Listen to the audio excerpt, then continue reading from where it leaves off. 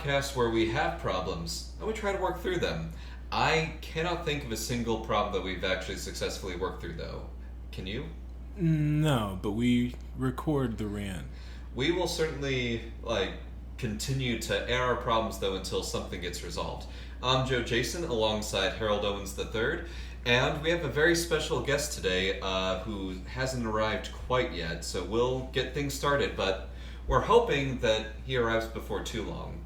Yeah, it would be nice if we didn't have to postpone longer than it takes to basically say that this is an evolution of a previous pod that we've been engaged in for several months.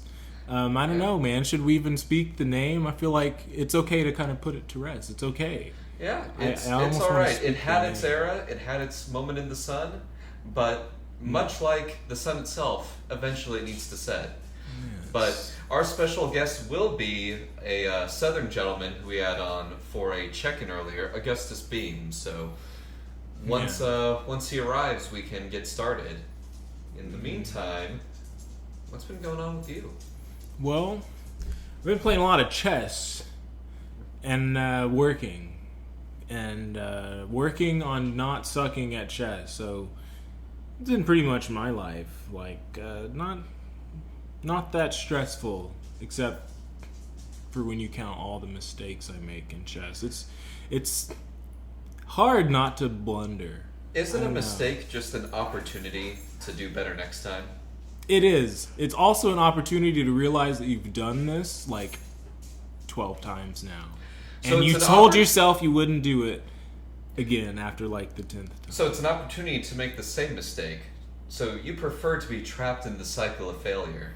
I mean, teach their own, man. I don't prefer it. It's just the reality of chess. You tell yourself, okay, I won't do that again. And then the situation looks entirely different, and yet the results are the same. You're like, oh, I remember this. I remember this situation. But anyway, it's part of the process. We're learning. Yeah, but I find that since I turned 5 or 6, I just stopped learning from my mistakes. Oh, and look what the Gulf Coast washed up. Hey. Yeah? Looking snazzy, our friend. Thanks. Augustus Beam. Yeah, hey, Augustus sorry. Beam. I'm sorry I'm late. That's okay. We were only just getting started. We haven't been on for long, but you look like you just got in from your parole or something. What's up with you? You mean the suit and tie? Yeah. Yeah, I did just come back from court. Where were you? What do you mean, where was I? You were supposed to be there. Where the heck were you? Well, I had to print something here, and it got jammed. And we're using this new paper that's supposed to not be able to tear, so I couldn't even get it out. I had to disassemble the entire printer, and then put it back together. Yeah, busy with the printer. I couldn't wait until after my the good trial. news is I fixed it and then managed to copy the deposition that I needed to send to the judge to help your trial, so I hope it worked. Yeah, so you know why I'm on trial and why I'm being sued, and yet you weren't there. I'm new to this. Why were you in court? Long story short, Andrea Smith, you remember her from high school? Yeah, the skinny girl? Yeah, she was. I remember. She was deathly skinny. A little too skinny. Yeah. She was skinny back then. Yeah. Well, I guess I caused her to gain 700 pounds. I kind of broke her bulimia.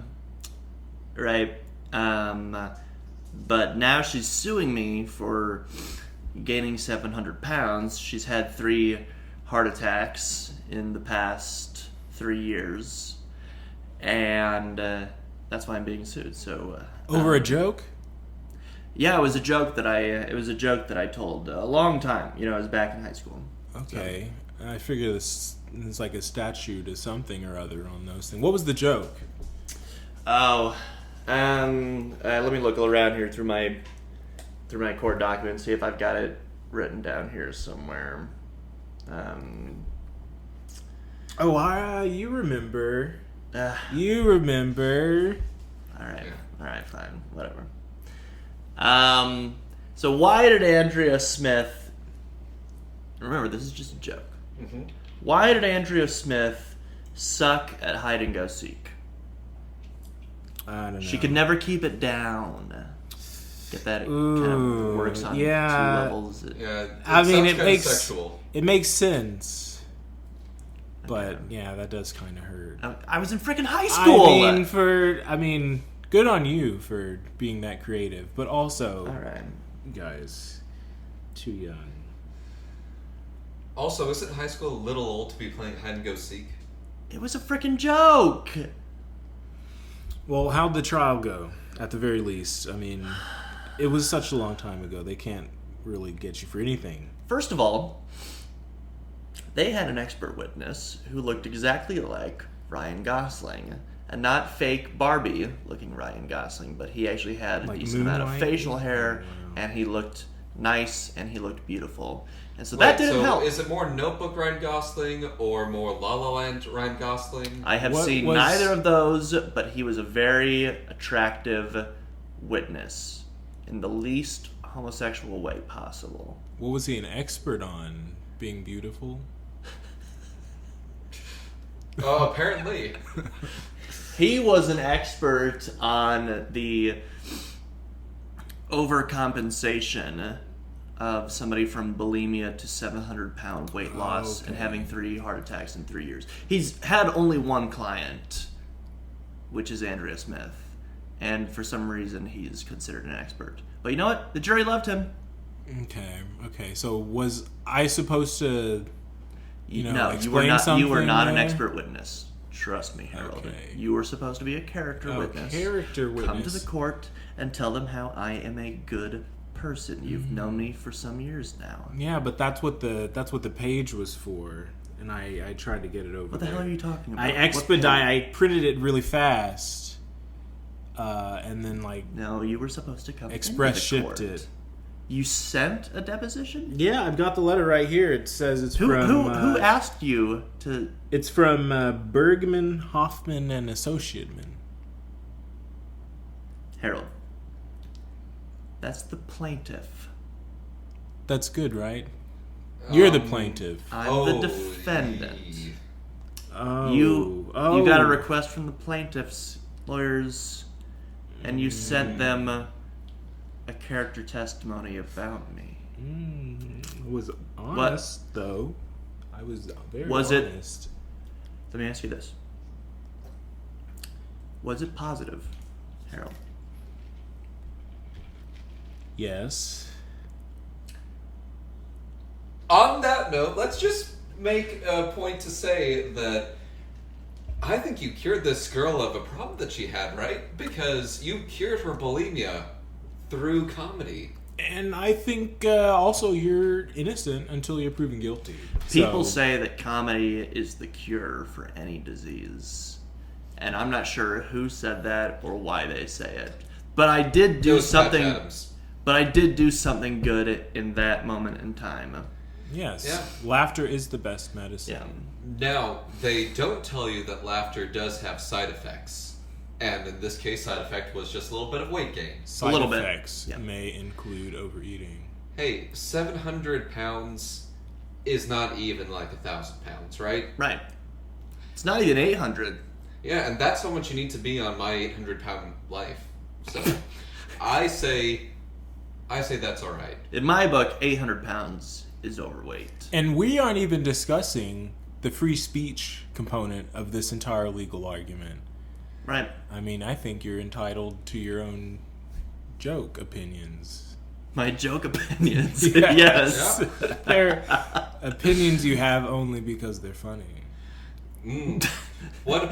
I think most of my opinions are only held because they're funny. If I look at most of my political leanings, they have normally been for comedic purposes, right? I mean, my friend, our friend Luke, no, I don't even know if I should say. That's all right. You mean your friend But Cool? My friend Cool Yep. voted in a presidential election. I won't say which one, but he wrote in the candidate Sweet Meteor of Death.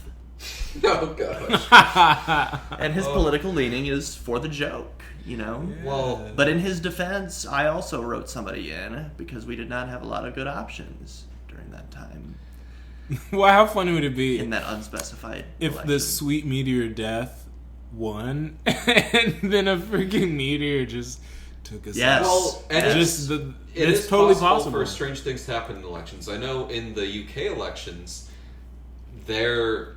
people go into parliament based on how many votes a party gets. So it's very possible for somebody to just play a character and get enough votes to be on parliament. So there's some guy who's like Lord of Death or something, like Buckethead, and he just dresses up as like a Darth Vader-esque character and usually gets just enough votes to make it to the primary election, and then he doesn't actually get to be prime minister.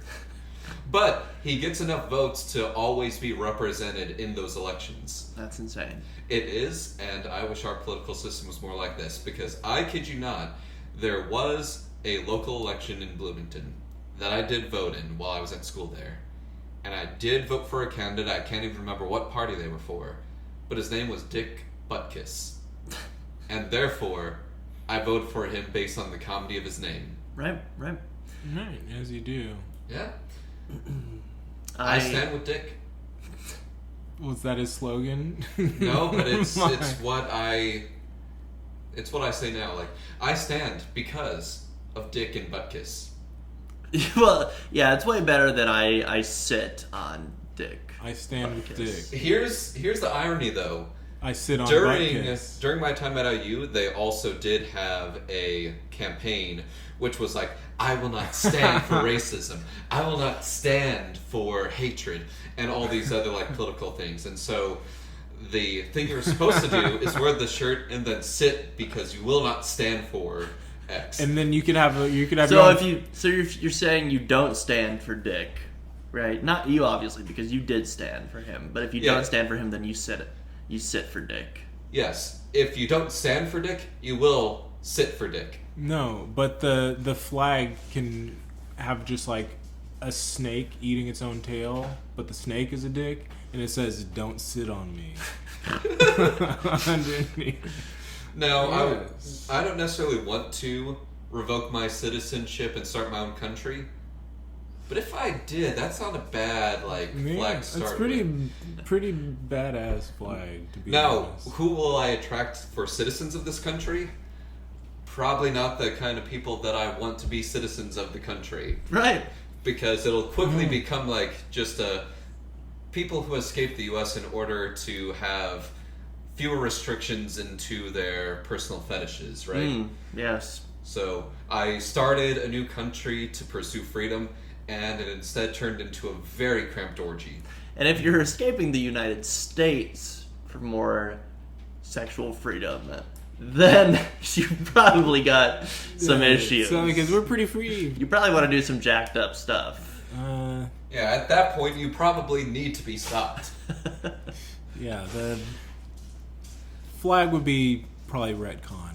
Then you gotta tone it self-eating down. dick snake, yeah. Self-eating Though, Mobius as a penis. concept, I do love there being just a really inappropriate flag that is a member nation of the United Nations. Yeah, hey. And therefore, The law says you gotta put it in the books. It's right here. absolutely. We are a country. Mm-hmm. Granted, the only way that this could work is if you had an Elon Musk type who just had a few billion laying around and decided to form their own country just to screw with the world. Which, that might actually be the flag. And the middle Like- finger emoji is. Yeah, like the world, and it's just getting fingered. Or maybe he could have just made his flag X, right? Did he really have to screw over Twitter? He should have used his billions to make his own island country. Make a little country. Instead of ruining Twitter for all of us. I think You mean Twitter was Zitter? already ruined. Zitter? Or what, you could just call it X. Are they called Zeets? Maybe I imagine they're Wait, called Zeets? I get now. those on my face when I'm like really oily. Yes. you gotta send a face, Zeet face to face. Yep. So, you send a tweet. Do you pop a Zeet? Oh gosh. Yes. No, they're just called posts now. It's as boring as Facebook is. Yeah, but is my racist uncle on there too? Yeah, but he's probably not using his real name. Is my suspicion. I think a lot of Augustus uncles. Beam, you brilliant man, you. A lot of uncles probably just didn't realize there was a switch, and they're still looking up these old Twitter clones that are just malware scams. Sucks for them. So yeah, tell your meemaws and peepaws, stop downloading Twitter. It's not Twitter anymore. Those are not saved. Though this might actually be the way that we save our elderly. In their inability to understand and use technology, as scam artists become more and more tech savvy, they'll lose their ability to use data tech. So, those landlines will finally stop being filled with scam artists who are trying to get the elderly to send them money. Instead, they'll be trying to reach them on Twitter. But Twitter's no longer there.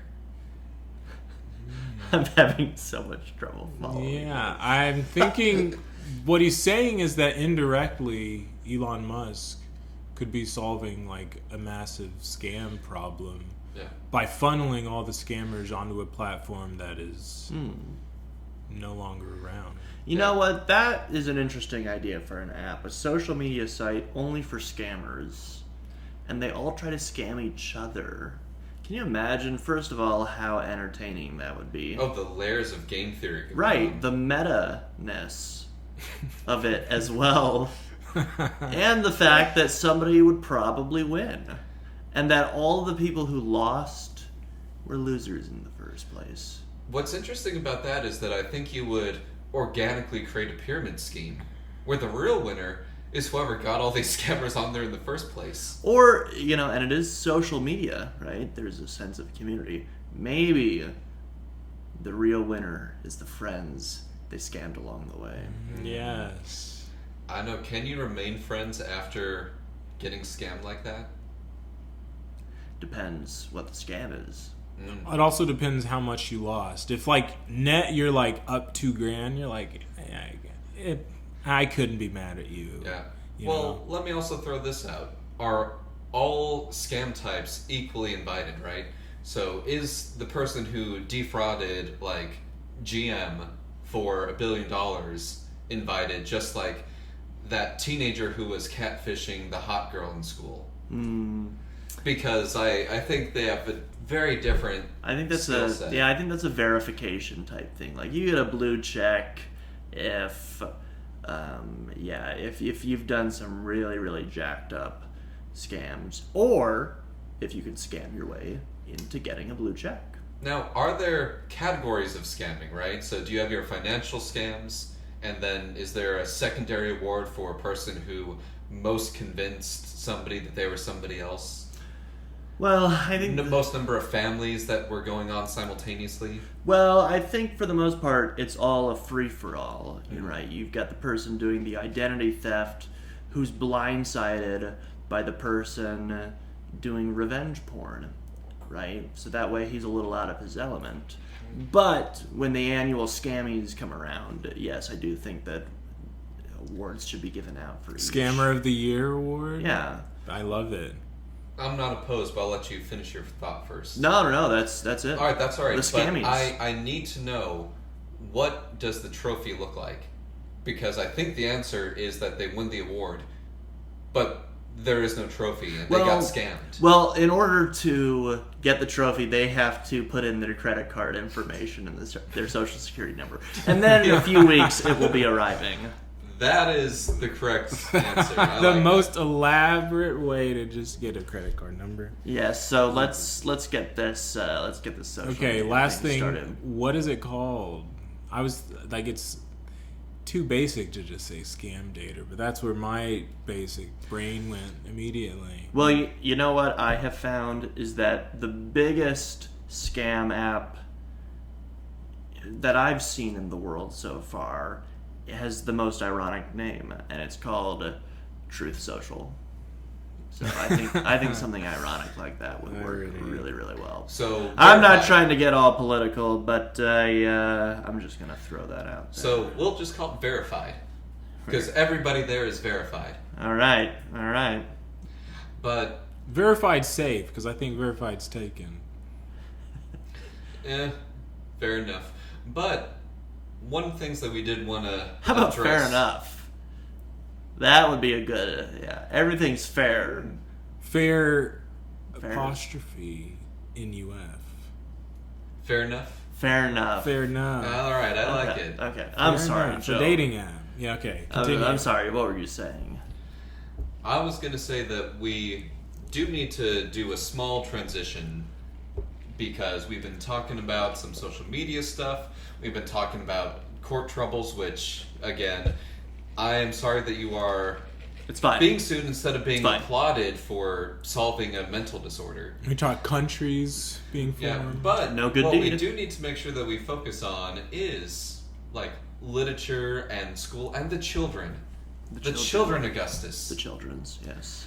Because that is one thing that, carrying over from our check-in last week, we want to make sure that we get to address some literature. Okay. And we get to address how we teach literature to the children. Well, hit me with your best shot, and I will try to answer any questions that you have. Okay. Well, allow me to fire away. All right. Pew pew.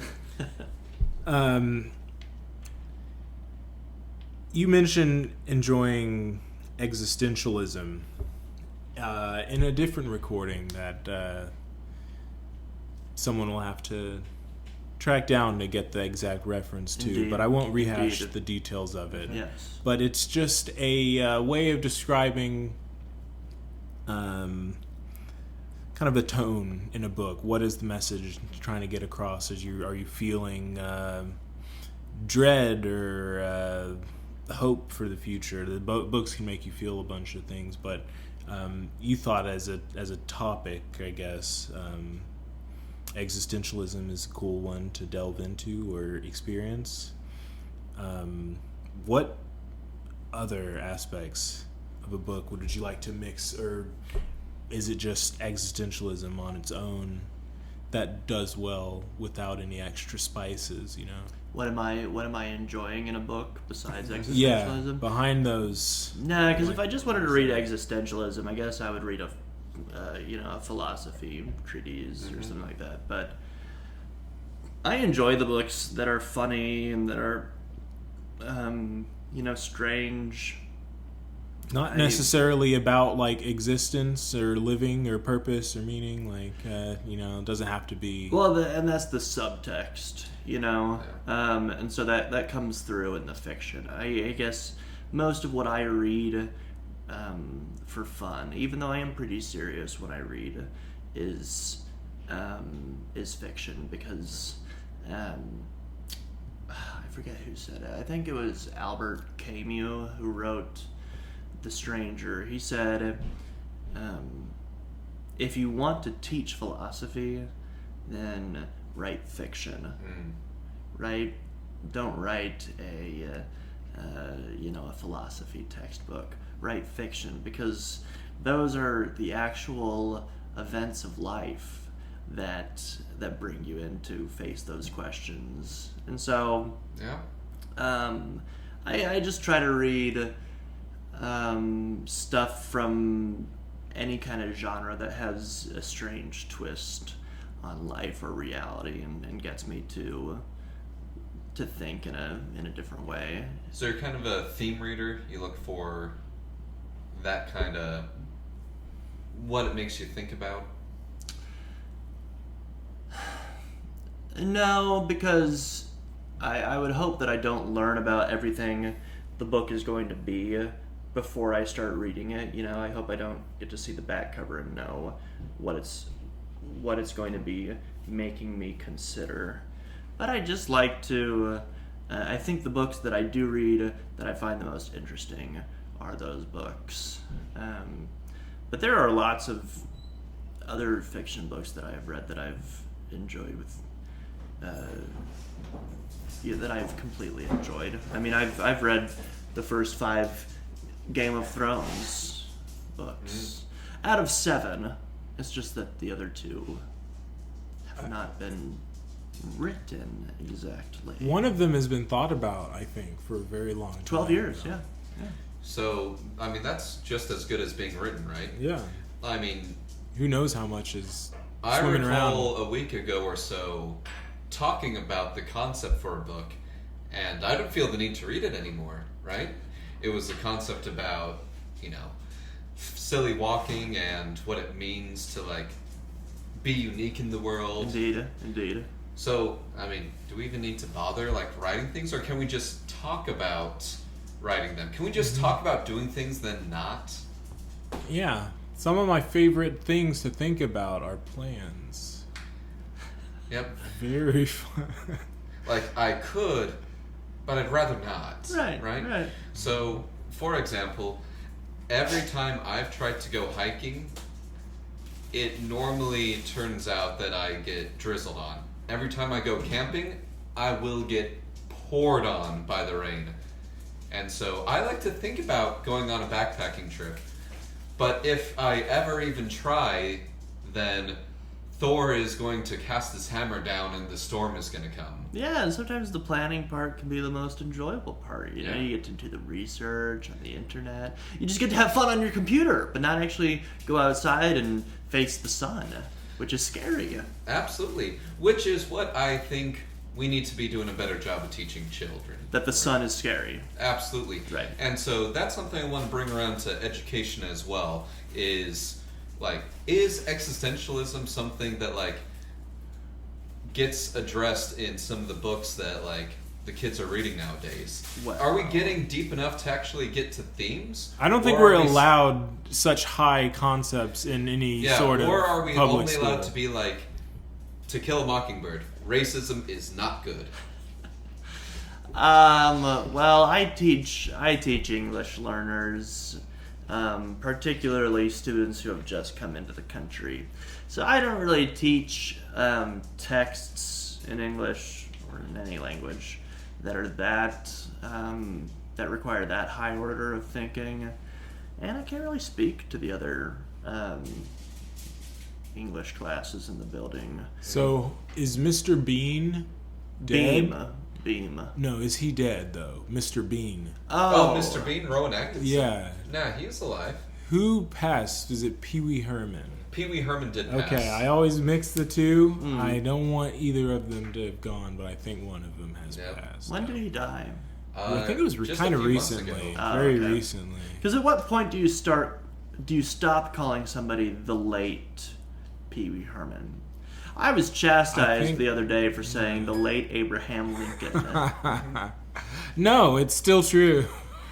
Yeah, I would say As soon as they become a zombie, that's when you That's when you stop. That's when you stop. that, or as soon as they can no longer become a zombie, right? At some point, they have decomposed enough that there would be no muscles to be reanimated. Why is that the standard? Why is zombification the standard for calling somebody the late? Because at that point, you would still need to quantify them as, oh, it's my late grandma who's the zombie coming at you. Or the recently resurrected. Absolutely. They're late to life. She's early now, I guess, is what you would say. Sure. my on-time grandmother.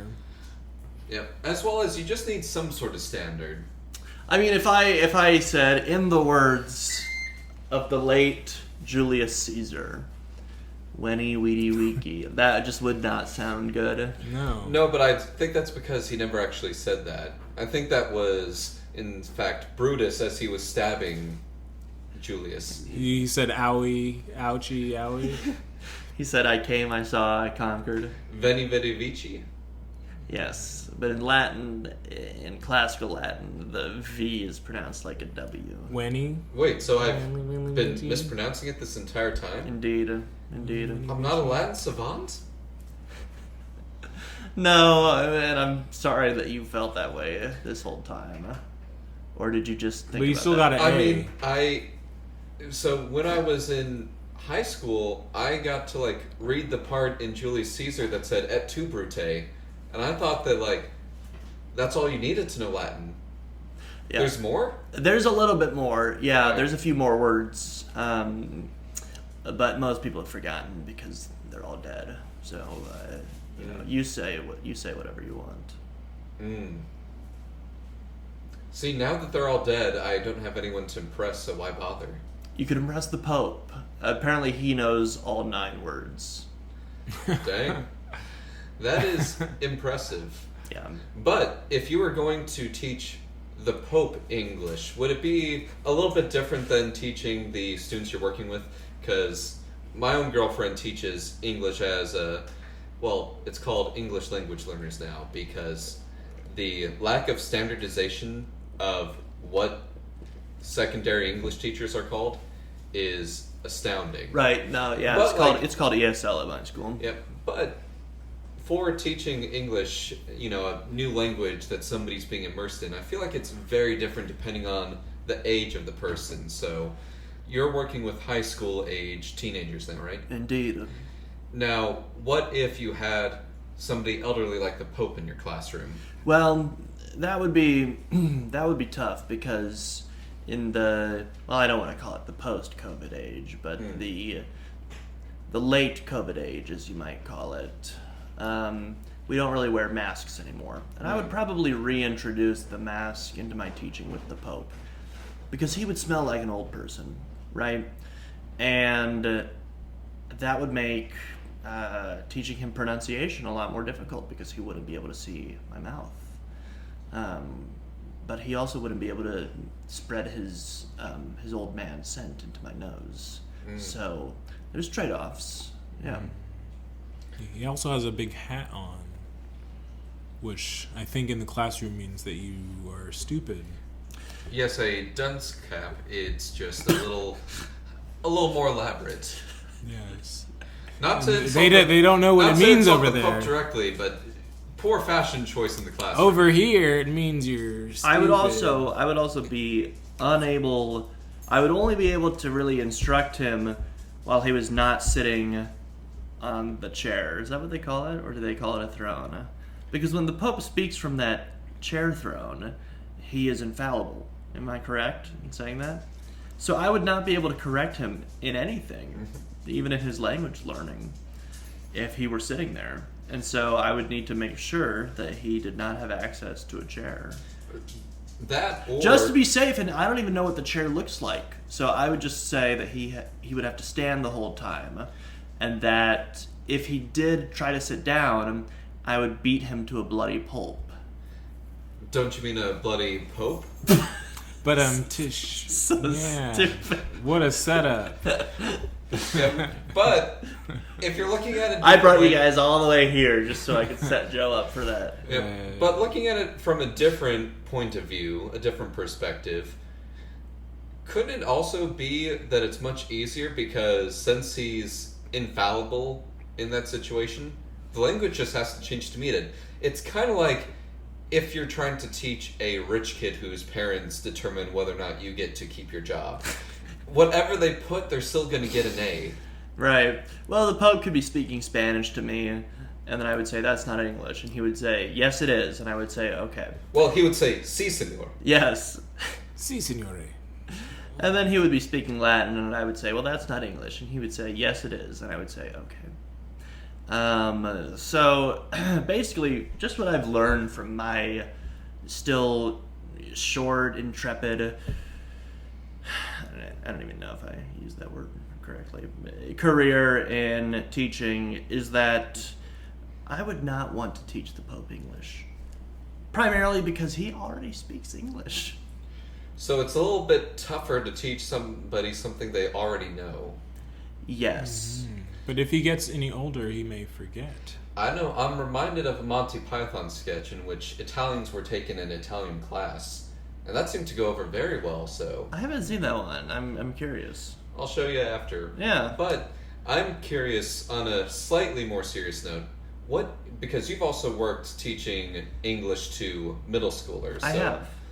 Early teenagers versus late teenagers. Is there a difference in difficulty or their willingness to learn as they get older, where it's either more accepting and easier or more difficult and less willing?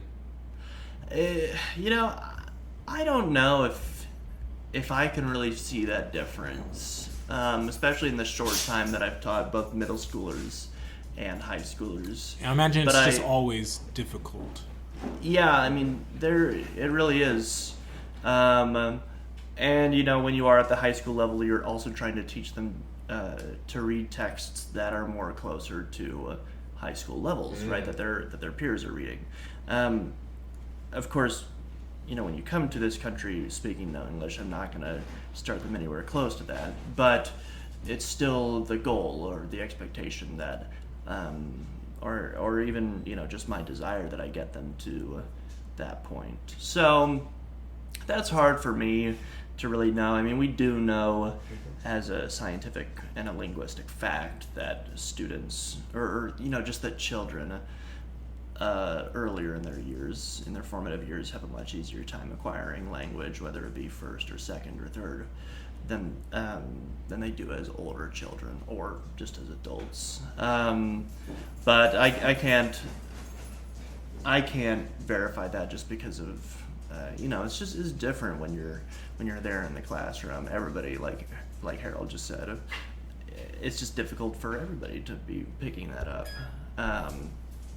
And so really what I have found to be the best predictor of how quickly a student can acquire English as a second language is if they have literacy in their first language. Right? That's usually the best predictor of whether they can pick up English with a lot more speed and success. Because students who come from a country where they were working for most of their childhood and so did not attend school, or it was difficult to attend school because of economic or social factors or geographical factors, whatever. Those students who did not have as much education really struggle because they're going back to basic things such as phonemic awareness, you know, understanding that letters have sounds and how to piece those together. Whereas a lot of my students from Venezuela come with excellent educations. You know, say what you want about the rest of what's going on in Venezuela, but a lot of them come quite ready to learn English and pick it up a lot faster than some students from other countries who come with a lot less. So there are some like soft, just fundamental learning skills that can really make a big difference one way or the other. Absolutely, yeah. And I think the same would be true for us. You know, the three of us are literate in English, and so that would just help us so much more in being able to pick up a second language. I guess, but when I'm trying to learn a language, I start with some pretty basic stuff, right? So I'm learning like counting to 10. That's like something that's in the first few lessons for any language I'm trying to learn. And reading even a high school textbook in a different language would be many steps down the road. So it almost sounds there's an expectation being put on these kids to be like, well, we'll like tell you about addition and subtraction, but we kind of need you to do like basic algebra by the end of the week. Yeah. Like the That's building definitely blocks that get you to what ultimately you want them to be able to achieve.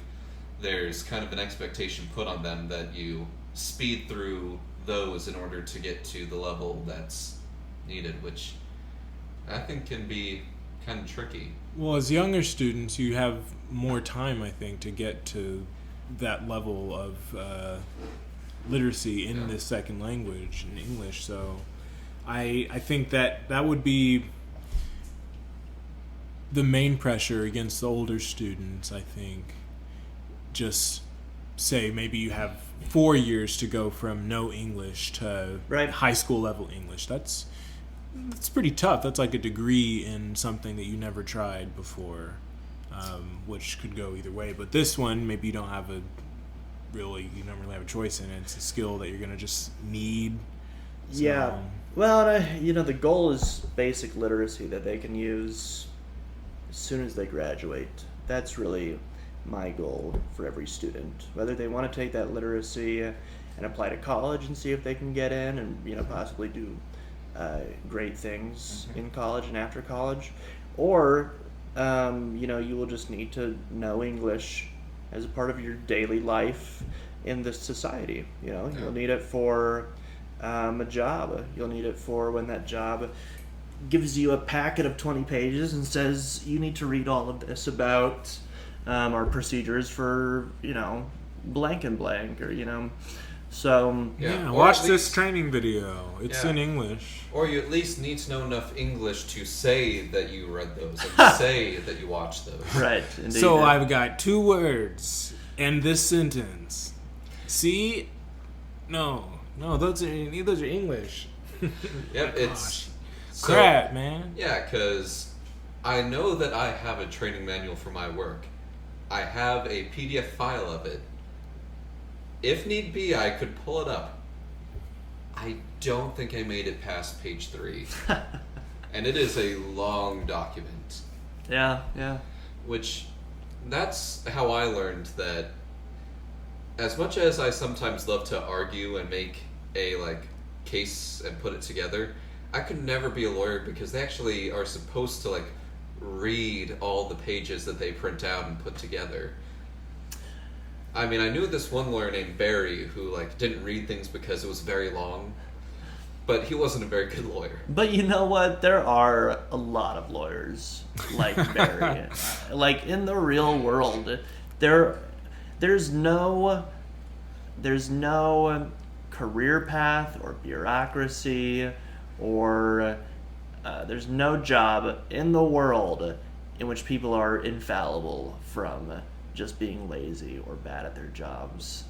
And even the really hard jobs. That's crazy. And that's maybe been one of the most important things I've learned as an adult. As a child, I was like, this person is a doctor.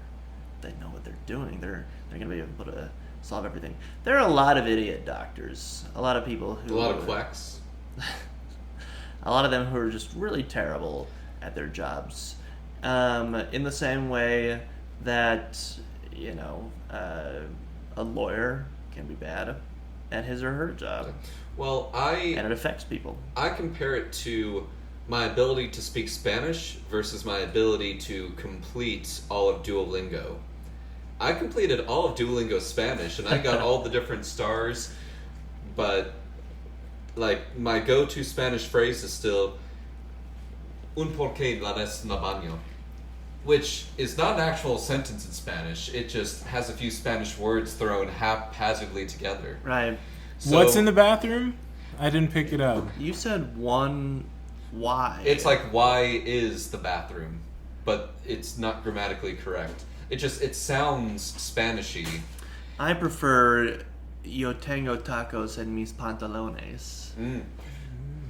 Or, hola, me llamo Inspector Carlton Lassiter. Me gusta queso. Is that actually from... Yep, that is from the Spanish soap opera episode of Psych. Oh my gosh. And it is some of the only Spanish I know. But all that to say that I, through Duolingo, learned the skills of how to beat Duolingo. I did not learn actually how to speak Spanish. And likewise, I remember there was a different podcast I was listening to that was talking about the LSAT and how it is very good at making a normative distribution curve in order to determine scholarships, but it is very bad at actually determining if people have the skills to be a lawyer, because the LSAT asks you to answer questions and make arguments very quickly. But the actual job of a lawyer is, in theory, taking long periods of time with lots of difficult text and constructing the best case you can with that time. Yep. Now, I think that can probably be the case for some doctors, where if the education is not in line with actual skills, then probably not the best way to go about that. Yeah. And if there's one thing that two friends of ours would say, both Ben and Jordana, it's that the med school route has some flaws. Mm-hmm. Mm-hmm. Yeah. That's the thing. Education and learning are not the same concept. Mm-hmm. Totally different beasts. And I'm all for like learning, but I think the institution, like the actual process of many people learning many concepts, is inefficient, dirty, messy, but necessary. So, like, what are you gonna do? I say just improve it, I guess. But and you can't teach someone, at least to a certain degree, to be a good person. And I really do think that for quite a few jobs in the world, you are a bad person if you are bad at your job. I mean, I truly do think that. I think there's something morally wrong with sucking at your job if you are a doctor or a teacher, for that matter, Or a defense attorney. right? Yeah.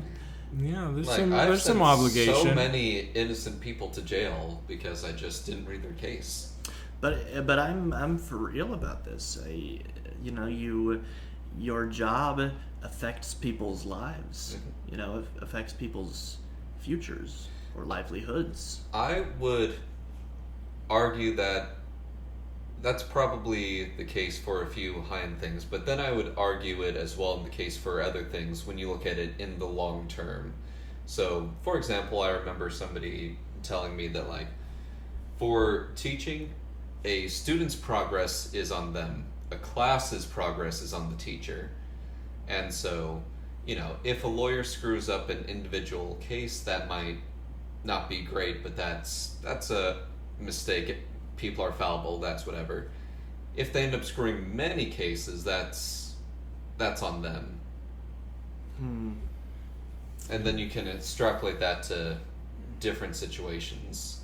But I don't know, what is a mistake? I mean, you've done something wrong, right? I mean, yeah, if you do make one mistake, but your client gets sent to prison for the rest of his life, you've done something wrong.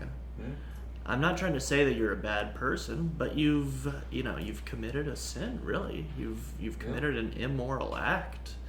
And same thing with, doing a bad job even teaching one student or treating even one patient. It affects people. If you want to go and do a bad job as an accountant, it'll just make somebody a little bit less rich for the most part. That, or you cause a small business to collapse, send somebody out of their livelihood, and put an entire family of immigrants and their 8 children on the street. But yeah, I think there's for some reason we don't feel a moral responsibility to actually do well in what we've decided to commit our lives to, at least professionally, And it's like, what, the only thing I'm gonna really, really try to do well at is my personal passion. This is just my job. Well, your job affects people, right? I think he's calling us out on having a bad podcast. No, we don't get paid for this. You're right, so we're doing okay. And is it affecting my life? Hopefully, like... Only to the extent that I'm having a great time sitting here with 2 awesome guys. Well, I do appreciate it, and I do think that was more of a personal failing to not get the, papers in for your own court case. That was not good. Yeah, right. Though, let me ask you this then. In a theoretical ideal situation, let's say that there is a more noble Elon Musk type who's like, Augustus, I like the cut of your jib. I'm going to fund your work and give you free reign. How would you go about teaching English to the demographic you're working with unlimited time and resources? What's a theoretical ideal if there weren't all these restraints? I gotta say, I don't feel a whole lot of restraints where I work currently. I used to work in a situation where I did not have really my own classes. I didn't have my own grade books, and so my job was really to go into other classes in which the students were already learning from another teacher, language arts or math. And I would go in there and I would support my students who were English learners, right? And it was a completely ridiculous situation because I would be working with 6 different teachers every single day. And I was supposed to be on track or on top of their lesson plans every single day and know what they were doing and how I was supposed to be specifically reaching my kids. It's impossible. Yeah. And so I would walk in there and I'd figure out that on that day the teacher was showing them a movie. Or even just reading something out loud. And I would spend 40 minutes standing over my students and they're looking at a book and the teacher's reading out loud to them. And so I've wasted my time. Right? It was just a completely ineffective system, and it showed in the test results that we had. But now where I'm working, I have my own classroom, I have my own students, I give them assessments, and I give them instruction, and I give them grades, or they earn their grades. And I really do feel like it is successful. Our school had, it was in the top 3 schools in Indiana for the English testing growth as a school. Heck yeah. Well done. And so, biggest improvement? yeah, I mean, In like what period of time are they measuring this over?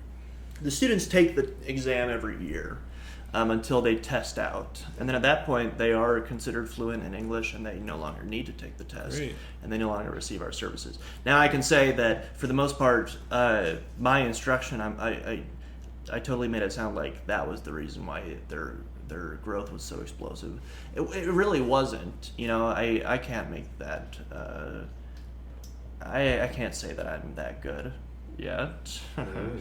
But it was really just because we had a lot more structure as a department, and we were able to test the kids the way that they needed to be tested instead of just having it be so disorganized and the kids didn't even know what they were doing there. The kids just really knew why they were being tested every year, and the fact that they could test out, and just so many of them had forgotten about that or were never even told in the first place. And so a lot of kids were like, oh my gosh, if I actually try on this, I don't have to take it every year, right? Wow. And This is so sounding exactly like my own English experience going from middle school to high school. how's that? So I don't necessarily like to bring up some of these memories, but in 8th grade I had a bit of a rough time with an English teacher named Reinhardt. Even just saying the name, it's like poison in my mouth. I feel like my taste buds have been like burnt and need to grow anew. But I was A's and B's. That was like the one class I was getting C, borderline D in. And it was English of all things. And the very next year, my freshman English teacher did one thing differently. She told me why English mattered. She just phrased it as like, English is more about like understanding ideas and how we communicate than grammar. And that made all the difference. I was straight A's in English ever since. Right. Like my English grades were better than like my math grades after that, like total inverse. Because she bothered to just explain why I should give a crap. Right. Well, and it's just so funny that we just call it English in a high school. But she was explaining to you that it was the art of language. It's language arts, right? And you're learning how to apply theme and how to notice motifs in literature and how to construct a good argument and persuade people. And that's just essential. That's why we take English for 13 years in the public school system, because but nobody had bothered to explain why I should give a crap before, and so my grades were plummeting. And it's amazing just what a little bit of understanding can do in getting kids some buy-in. Right. Sometimes you do need to construct a veil for the students, because you can't show them everything yet. I think Luke has talked about this sometimes. like in physics, you can't tell them everything off the bat because then it will be far more difficult for them to learn. But then as they go into college physics or maybe even later high school physics, then you can sort of kind of take off the veil that allows them to learn more. But at other times, you need to show them how the hot dogs are made. You need to show them that we're not doing this to keep you off the streets of Indianapolis. We're doing this because we want you to be like an influential and a literate citizen in the society that we're trying to maintain. Yeah, and I think there's a difference in putting a veil on the how or the what, but I think you need to have the veil completely off for the why. Like, an understanding of why you're doing it, I think, is vital. For sure. Whereas, like, and I'm sure, Harold, I'd love to hear, like, some of the veils on chemistry, but, understanding that, well, we're teaching Newtonian physics, but this is not actually how things work at all. So we're teaching you a lie, but a lie that works for what we're trying to do. Well, the way I'm envisioning it is like a rocket. We were talking about Elon Musk earlier, but think of like the why being the demonstration of the rocket. Like, I don't want a veil in front of the rocket when it's taking off, and like you're seeing things fly for the first time. Like, that's really fun for a student. It was fun for me, to do like little rocket experiments. That's like so fun. And then the veil might come up later on when you're trying to explain, okay, this is how thrust works. So now we've got to cover up all this cool stuff, because otherwise you're just like, whoa, look at that part at the top is pointing, and there's a person up there, and you're saying, oh, what does this pipe do? Is like, well, that's the cryogenic coolant, and none of those words don't make those don't mean anything to you. What you need to understand is push this way, go that way, right? That's the key concept, and all the other stuff is just. It's not that you're not ready. It's that it's not necessary. You're kind of putting the cart before the horse. You need to learn Newtonian mechanics before you can learn, thermodynamics and equilibrium. That's just kind of like, I don't know if it's also how a teacher would approach it, but that But I don't know, doing problems like as an engineer or a scientist, it's always like complex problems don't present themselves that way. This is the like critical thinking process of learning, like how does a rocket work, right? At first you're seeing the whole thing in that first demonstration with no veil. It's all there at once. Okay. But in going in and trying to understand how all the parts work, you gotta simplify things, make some concessions, stop thinking about the shape of the wings, even though that matters right now. And some students going to be like, why aren't we talking about how the wings are shaped? It's like, yeah, that is important, but you're not ready for fluid dynamics yet. We haven't covered friction, right? It is interesting that different disciplines require like a different rationale for student buy-in. Because I have used what I learned in chemistry or biology or physics in high school maybe 3 days in my life post high school, right? I haven't really. It was all on the same day that you got a chemical burn. 3 days back to back. Yeah. Yep. By a car traveling 40 miles an hour down a 130 foot. Dang it! It was east. It was east. Right. I wasn't properly understanding the acceleration of the car. I hadn't. Yeah, it was going pretty fast. Anyway, and then you see these ridiculous memes where it's like, why aren't they teaching us how to do taxes in high school? Why aren't we learning that? Well, for one thing, you wouldn't have paid attention anyway. For two, it would have taken 3 days to teach you. And also, whether you go into science or math or English or not, or, none of the above, you still need, isn't there worth in understanding different or engaging in different ways of thinking? right? I mean, do you really want somebody to only be able to think in terms of math? Because that's North Korea, right? Yeah, and I wouldn't want to only be able to think in terms of like things you could do at a DMV. That's the level of my skill. It's like not even a GED anymore. It's just like I know how to shop and you need pay bills. Yeah, you need core disciplines of thinking. That's fair, but also some kids need to know how to do their taxes. I would go for both. Yeah, I'm not saying that like we stop teaching language arts. But there already are personal finance classes in 80% of Indiana high schools. It's a meme. It's a meme, right? Because they want to denigrate the public education system because they put nothing into it, and so they got nothing out of it. Well, sorry about you, but that sucks for you, and not, you don't need to make a prescriptive case for every other kid's education. Yeah, and make it worse for others. I'm all for making it better. That's fine. But, yeah. I don't know. I like to feel like the smartest person in the room, so if we end up teaching kids too well, then they become smarter than me. And that's not a tall order. They won't be. It's alright. You got a head start. I'm just saying, like, if it's kind of like if you train somebody at your job to be better than you, they're going to get above you. So I need to slowly and steadily mess up their work and make them seem lesser than me. Does this negatively affect the company? Yes. Will it ultimately negatively affect me because our performance goes down?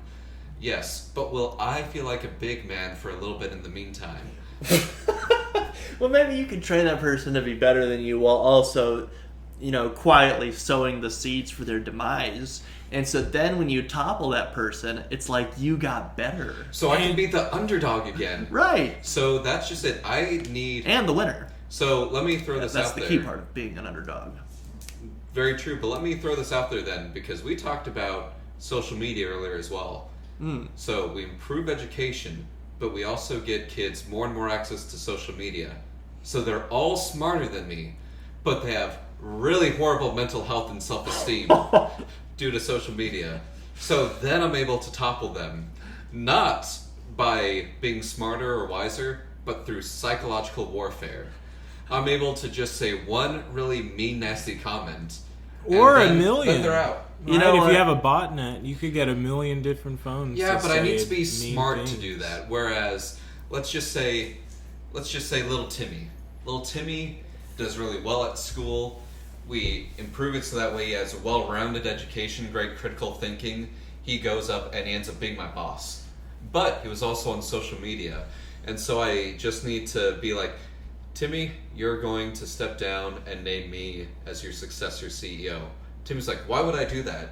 And I just go up, whisper to Timmy, your hair looks dumb. He needs to take a mental health day that turns into a mental health month that turns into his resignation. Right? Or something far more sinister. Or, more optimistically, you train this guy and he becomes better than you at your own job. But you get a new trainee and that person also becomes better than you at your job. And suddenly you are the best at your job. How? Because the training part, yeah, and maybe there's some value in that, and you get recognized for being the best person at getting people to be better than you. That no one sounds else. like supporting and encouraging others and improving myself, and that sounds like a lot of work. That sounds really positive too. Yeah. Whereas, what about this? I get this guy in, I train him the best that I can. Hopefully, he's great. But I gaslight him the entire time to make him think that his success is based on me. So as he climbs up, I have to climb up with him because he's become completely dependent on me. Yeah, don't you remember? You pulled that all-nighter, and I was the one who was reading the flashcards that you made that night. I was like, no, I swear I did all-nighter by myself. Yeah. But okay. Don't you remember when that one part, got broken and we had to redesign the entire machine? And I stepped out for coffee. That was only 5 minutes. I didn't go home and nap for the rest of the time. Everything we did is thanks to that coffee run I did. Really, I got so tired. I don't even remember having caffeine. No. I had the idea for the Bernoulli valve at the coffee place, and then you built the valve. We're kind of talking about all these trainees as, younger than us, kids of this new generation. I gotta tell you, there was this one comedian who said, if Gen Z takes over the world, it will not be hard to take it back. I'm not worried about this generation being good at anything at all whatsoever. In fact, it's my concern that they aren't good at anything that is really troubling me. Well, you are the one who's actually working with them, so I think that we're going to need to take your word for it. Well, I'll keep trying. Okay, well, we can't talk down on our Zoomer brethren, because they are the future. Zoom and all. Just all their campaign messages are just going to be internet memes. Yep. Just forum posts. And, I'm there for it. I'll be the boomer when they're doing all that stuff. Okay. And or it's like okay. a maloomer. Yeah, and hopefully you'll also be a maloomer with me. A genumer. Yeah. And hopefully podcasts are still cool in the 2044 elections. I don't know when it's going to be. We got to keep that fire alive. But I want to thank Mr. Beam, Augustus, for showing up. What a pleasure, you despite guys. all the complications in your own life, always making time to do podcasts. It's what I do. Very respectable. I mean, you skipped like some sort of final language exam. Trust me, I did not. Oh, I thought you were talking about the court. Yeah, I did not need. Oh no, you can't miss court or you'll get arrested. But I did. I mean, students are counting on it. Yeah. Anyway, thanks for showing. Thanks for having me. This was you guys. really fun to do with a guest. So I want to thank you, Augustus, Joe, my recording partner. I've been Harold. This is a special episode of Our Public Therapy. We record these every other Monday. When it's not one of these main episodes, we do something a little extra on the side, just to check in. Join us on that therapist couch in Vin. Anyway, till next time. Thank you.